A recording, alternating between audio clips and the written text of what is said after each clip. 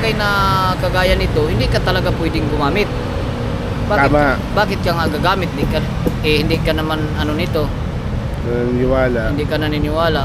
At ang hindi naniniwala, hindi rin pwedeng aakain mo sa mga ganito.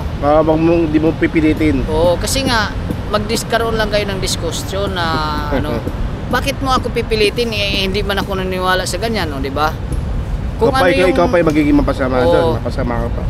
Bigyan mo siya ng kalayaan kung ano yung ano sa buhay rin niya.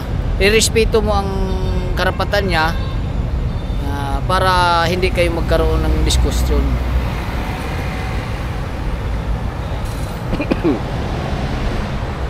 Kaya buo na, oh. Kasi ito di naman to ginawa ni Satanas eh. Gawa to ng kalikasan, Diyos Ama.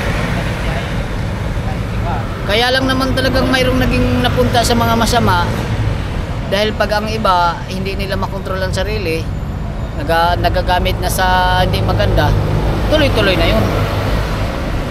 Parang parang nagtik ka lang ng pinagbabawal nung una. Siyempre nagtikim ka lang.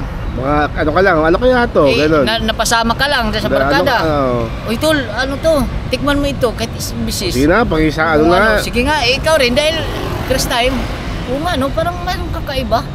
Di natikman mo na. Yayain ka na naman. Hanggang tuloy-tuloy na. Ikaw na mismo ang ang maghahanap. Pupunta ka na doon tol, mayroon pa ba yun? Ikaw na mismo naghahanap. Ganon. Sarapan ka na.